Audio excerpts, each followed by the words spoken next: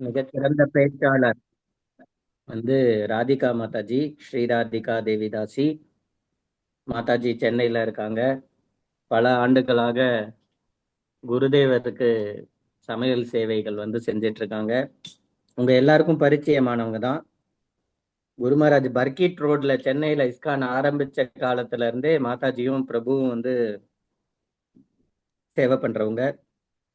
அவங்களோட சேவை வந்து ரொம்ப மகா உன்னதமானது. 2 ஜிபிசி இஸ்கான்ல வந்து இந்தியா பொறுத்தளவுக்கு, தமிழ்நாட்டை பொறுத்தளவுக்கு 2 ஜிபிசிக்கள் இருக்காங்க. தவ திரு ஜெயபதாக சுவாமி குரு மகாராஜ், அதுக்கப்புறமா தவ திரு பானு சுவாமி மகாராஜ். இவங்க 2 பேருக்குமே வந்து சேவை பண்ண பெருமை வந்து மாதாஜிக்கு உண்டு. ஸோ இன்னைக்கு நம்மளோட சௌபாகியம் அவங்களோட திருமுகத்துல இருந்து நம்ம வந்து 2 பேரோட லீலையையும் கேட்கலாம். நேரம் அளவு பண்ணுச்சுன்னா மாதாஜி தயவு செஞ்சு அடி வாங்கின பாஸ்ட் டைம் எல்லாம் சொல்லுங்க. அது இன்னும் உற்சாகத்தை அதிகமா கொடுக்கும். உங்களோட சேவகன், உங்களோட சேவைக்காக எப்பவுமே காத்துட்டு இருக்கிறவன். ஹரே கிருஷ்ணா. ஸோ மாதாஜியோட கமல வாயில இருந்து எல்லாரும் கேட்போம். ஹரே கிருஷ்ணா. ரொம்ப ரொம்ப நன்றி மாதாஜி, எங்களுக்கு இன்னைக்கு குருநாதரை பத்தி நீங்க புகழ போறீங்க. அதன் மூலமா நாங்க பியூரிஃபை ஆகி எங்களோட கிருஷ்ண உணர்வு முன்னேற்றத்துக்காக நீங்க உதவி பண்றீங்க. அதுக்கு எங்க ஜேஎஸ்எஸ் டீம் சார்பாக உங்களோட பாத கமலங்கள்ல நாங்க எங்க தலையை வணங்குறோம். ஹரே கிருஷ்ணா. हरे कृष्णा वाञ्छाकल्पतरुभ्यश्च कृपासिन्धुभ्येव च पतितानां पावनेभ्यो वैष्णवेभ्यो नमो नमः. பிரபு, நான் வந்து எப்பவுமே நான் சொல்லிப்பேன், நான் வந்து ஒரு பைப்லைன் அந்த பைப்லைனுக்கு வந்து வேல்யூ இல்லை. எங்க அது ஆரம்பிக்கிறதோ அந்த சோர்ஸ்க்கான வேல்யூ, அண்ட் அது எங்க போய் சேர்றது அது கிருஷ்ணக்கான வேல்யூ. சோர்ஸ் வந்து எப்பவுமே குரு மகாராஜ் தான். சோ இதுல வந்து குரு மகாராஜ் பானு மகாராஜ்க்கு அந்த இது போகுமே தவிர, இந்த பைப்லைன்ல நடுவுல இருக்கிற பைப்லைனுக்கு எந்த ஒரு வேல்யூ இருக்கிறதா எனக்கு தெரியல. ஒண்ணு. அண்ட் ரெண்டாவது வந்து ரொம்ப நிறைய நீங்க குவாலிட்டி சொன்னீங்க, அதெல்லாம் எனக்கு ஒரு காலத்துல வந்துடணும் அப்படின்னு நான் வேண்டிக்கிறேன். Thank you so much Prabhuji. Hare Krishna. இன்னைக்கு நான் வந்து பேசலாம்னு நினைச்சது வந்து எக்ஸாக்டா கடைசியில நான் குரு மகாராஜ் பானு மகாராஜ் 2 பேரும் சேர்ந்து இருக்க மாதிரியான ஒரு பாஸ்டத்தை நான் சொல்றேன். அதுக்கும் முன்னாடி ஒரு செட்டிங் த பிளாட்ஃபார்ம். குருனா யாரு? நம்ம எல்லாம் குருதேவ் குருதேவ்னு நிறைய பேசிக்கிட்டே இருக்கோம், நிறைய சொல்றோம். எங்க போனாலும் குருதேவ்க்கான இம்பார்ட்டன்ஸ கொடுக்குறாங்க. அப்ப அந்த குருங்கிறவர் யாரு அப்படிங்கறத பத்தி நான் பேசலாம் அப்படின்னு நான் நினைக்கிறேன். அண்ட் நம்ம குருதேவ் யார் அப்படிங்கறதையும் பத்தி பேசலாம் அப்படின்னு நான் நினைக்கிறேன்.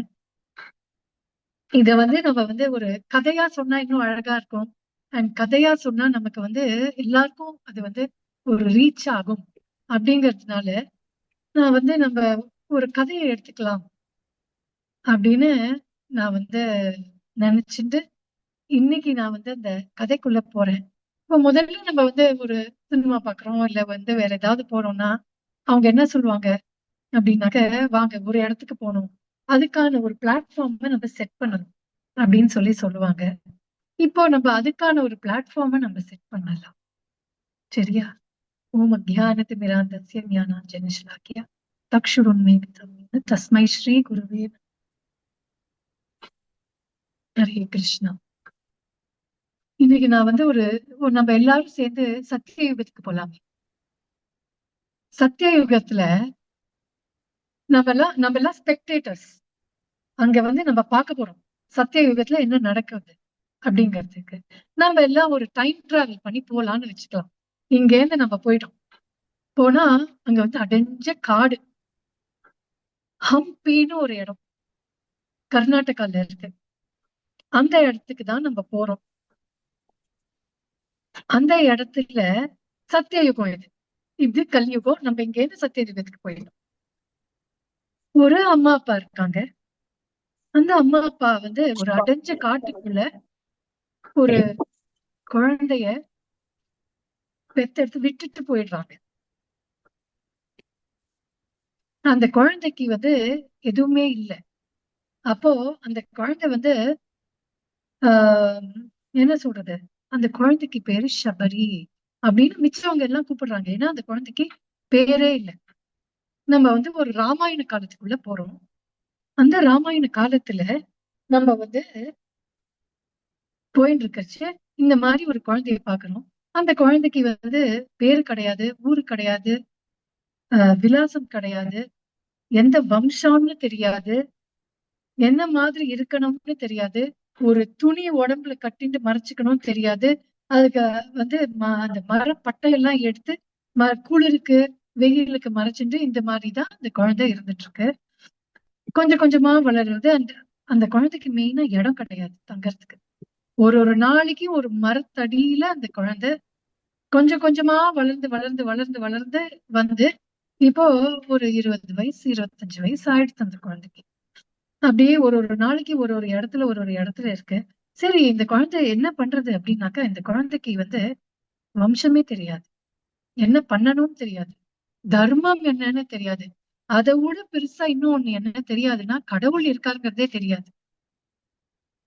மழையிலனாக்கா மழை பெஞ்சா குகைக்குள்ள போய் அந்த குழந்தை இருக்கும், வெயில் அடிச்சா மழை நிழல்ல இருக்கும். இந்த மாதிரி அந்த குழந்தை வந்து வாழ்ந்து வந்துட்டு ஒரு ஒரு நாளைக்கு ஒரு மரத்தடியில, ஒரு ஒரு நாளைக்கு ஒரு குகைக்கடியில, அப்படி அந்த ஒரு ஃபாரஸ்ட்குள்ள நடந்து வந்தாச்சு அந்த குழந்தை.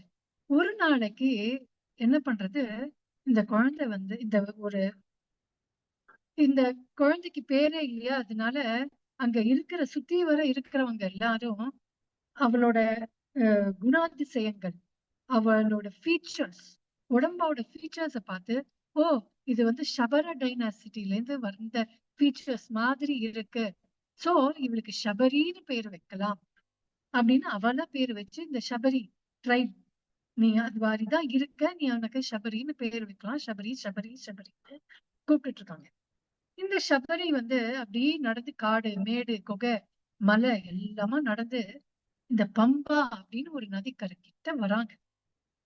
வந்த உடனேயே அந்த பம்பா நதிய பார்த்த உடனேயே, ஆஹா இது என்ன இவ்வளவு அழகா இருக்கே அப்படிங்கிறாங்க. அதுக்கப்புறமா அங்க இருக்கிற மரம் செடி காய் கனிகள் அதெல்லாம் பார்த்தாலுமேவும் அழகா இருக்கு. அதே மாதிரி அங்க இருக்கிற இலைகளை பார்த்தா அழகா தெரியறது, புல்வெளிய பார்த்தா அழகா தெரியறது. ஆனா இந்த சபரி வந்து அவளுக்கு சாப்பாடு என்னன்னா, அவ ஒரு மாம்சாகாரி. மாம்சாகாரி அப்படின்னாக்க அப்படியே பசிச்சானாக்க அவளை தாண்டி ஒரு முயல் போனாலோ இல்ல மான் போனாலோ இல்ல எந்த ஒரு மிருகம் போனாலும் அடிச்சு சாப்பிடுற ஒரு ஆள் சபரி.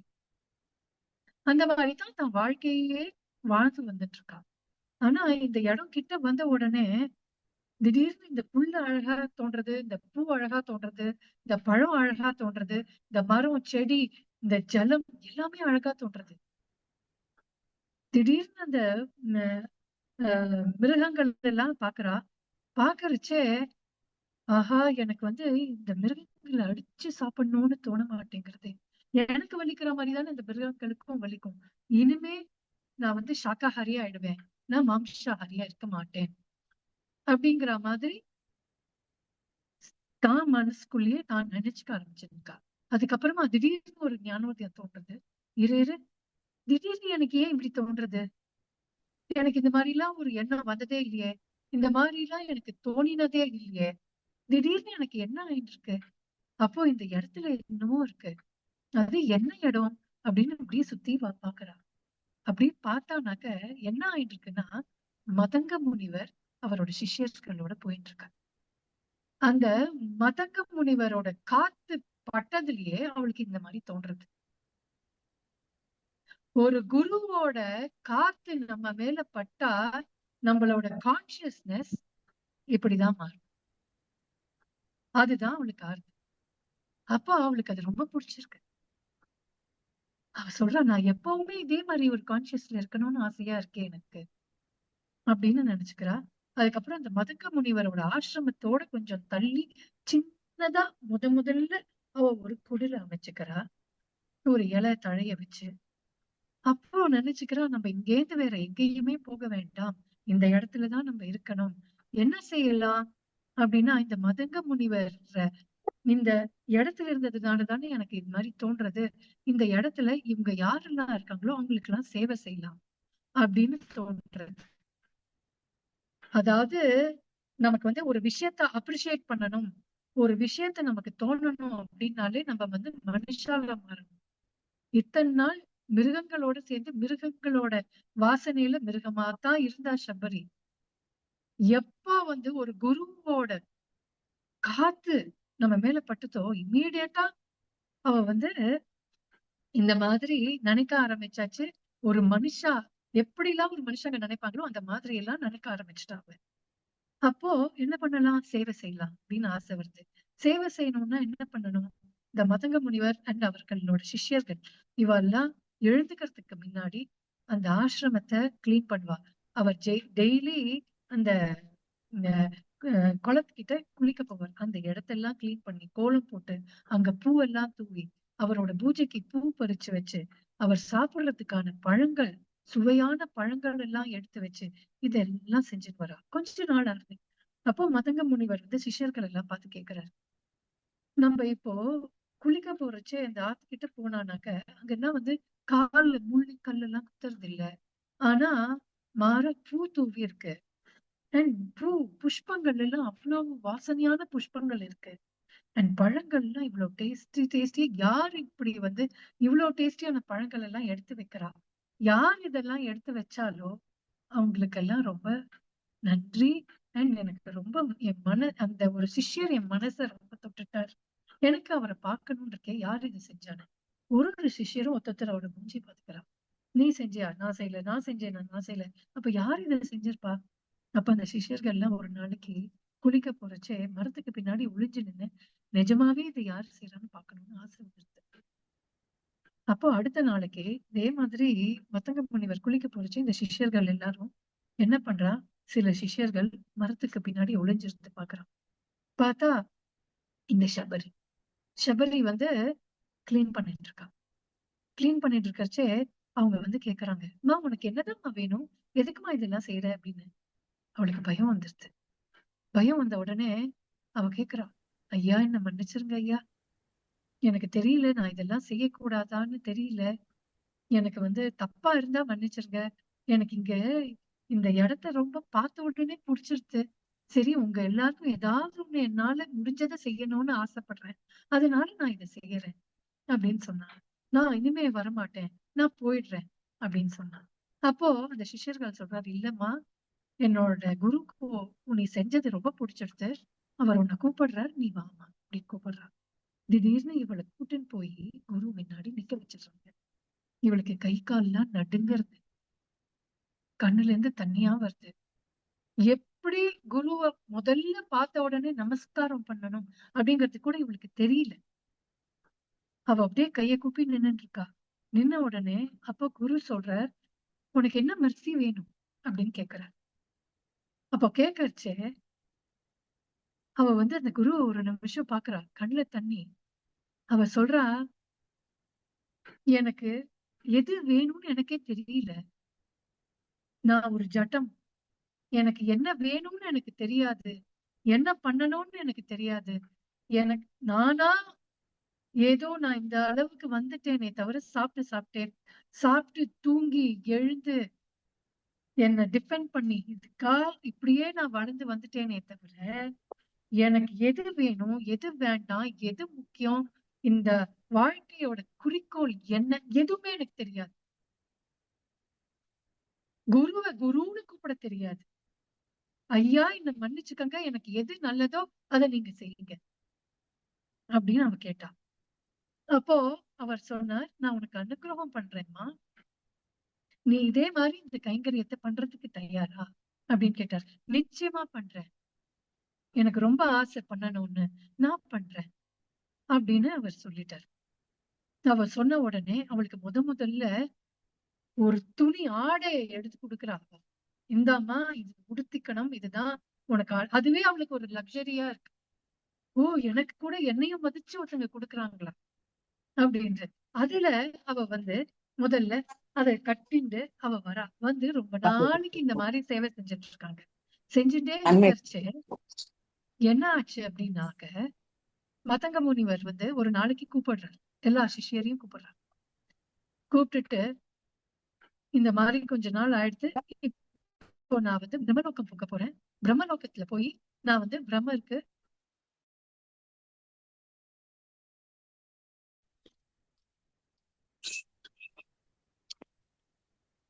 என்ன mercy வேணுமோ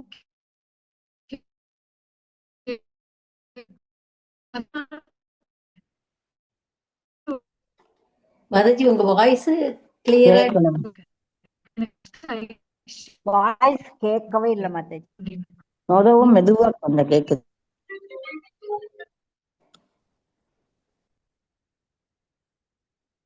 மாதாஜி நீங்க அன்மியூட் பண்ணிக்கோங்க மாதாஜி. இப்ப கரெக்டா வரும்.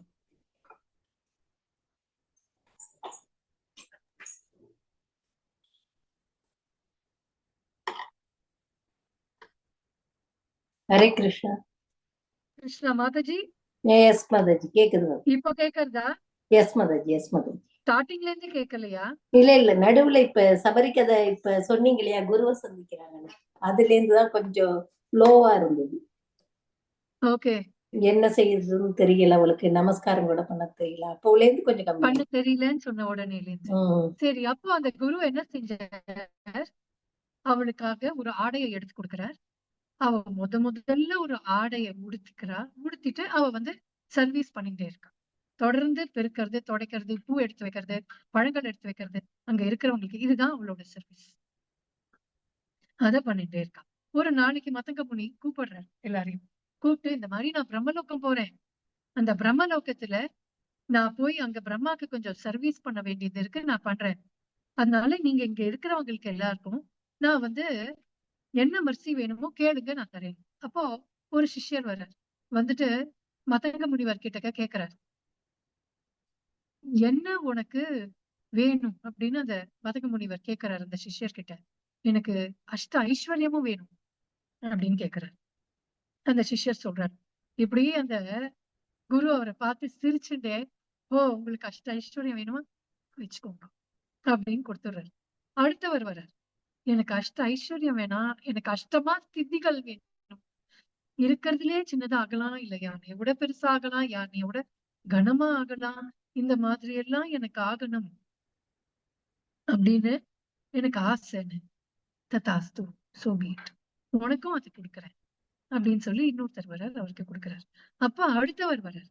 வந்தா அவர் கேக்குறார், எனக்கு அஷ்ட ஐஸ்வர்யமும் வேண்டாம், அஷ்டமா சித்திகளும் வேண்டாம், எனக்கு ஒரு பெரிய பதவி வேணும் அப்படிங்கிறார். குரு சிரிச்சுண்டே, பதவி வேணுமா உனக்கு, எடுத்துக்கோ, அந்த பதவியை எடுத்துக்கோ அப்படின்னு சொல்லி கொடுத்துறாரு. அதை விட அடுத்தது வந்தவர் தான் ரொம்ப ரொம்ப ரொம்ப சூப்பரா ஒண்ணு கேட்டார். என்னதான் கேட்டார் அப்படின்னா, எனக்கு எப்பவுமே பசிக்கும் குரு, எனக்கு சாப்பாட்டுக்கு பஞ்சம் இல்லாம எனக்கு இருந்தா போறோம் அப்படின்னு. குரு தலையில அடிச்சுட்டு, நான் இதுதானா எல்லாரும் சொல்லி கொடுத்தேன், நான் என்ன சொல்லி கொடுத்தேன் அப்படிங்கறதே நான் வந்து ஒரு ட்ரெஷரை கையில வச்சுட்டு இருக்கேன், அந்த ட்ரெஷரை கேட்க யாருக்குமே தெரியலையே அப்படின்னு மனசுக்குள்ள ரொம்ப வருத்தப்பட்டு, ததாஸ்து, யார் யாருக்கு என்ன வேணுமோ எல்லாத்தையும் தரேன் தம்பி, எடுத்துக்கோ அப்படின்னு சொல்லி கொடுத்துட்டாரு. அதுக்கப்புறம் இப்படி திரும்பி பாக்குறார், அங்க சபரி பெருக்கி தொடச்சுட்டு இருக்கா. சபரிய கூப்பிடுறாரு. சபரி வாமா, உனக்கு என்ன வேணும் அப்படின்னு கேக்குறாரு. அப்ப சபரி சொல்றா, உனக்கு என்ன வேணும்னு கேளு, நான் தரேன். அப்ப சபரி சொல்றா, நான் அப்பவும் சொன்னேன், இப்பவும் சொல்றேன், ஒரே விஷயத்தான் நான் சொல்றேன், நான் ஒரு ஜடம். எனக்கு எது வேணும் எதுக்கு வேண்டாங்கிறது எனக்கு தெரியாது, எனக்கு எது பெஸ்ட்ன்னு தோன்றதோ அதை நீங்க கொடுங்கன்னு. அப்ப குரு வந்து ரொம்ப சந்தோஷப்படுறாரு. எனக்கு அட்லீஸ்ட் ஒரே ஒரு டிசைபிள் இருக்காளே, எது வேணும் அப்படிங்கறத நீங்களே சொல்லுங்க அப்படின்னு. ஏன்னா குருவுக்கு தான் தெரியும் எது நமக்கு வேணும் அப்படின்னு. நமக்கு நிச்சயமா தெரியாது நமக்கு எது வேணும். அப்போ அந்த குரு சொல்ற, நீ தான் கரெக்டா கேட்டிருக்க, நீ ஒரு உத்தம அதிகாரி. எப்ப பார்த்தாலும் நம்ம எப்பவுமே குருவோட சில பேர் இருந்தாங்க, கேட்டாங்க, செஞ்சாங்க, அதெல்லாம் வேற. பட் குருவோட மனசு தெரிஞ்ச நடந்துக்கிறது அப்படிங்கிறது ஒரு வேற விஷயம் இல்லையா? யாரு குரு அப்படின்னாக்க,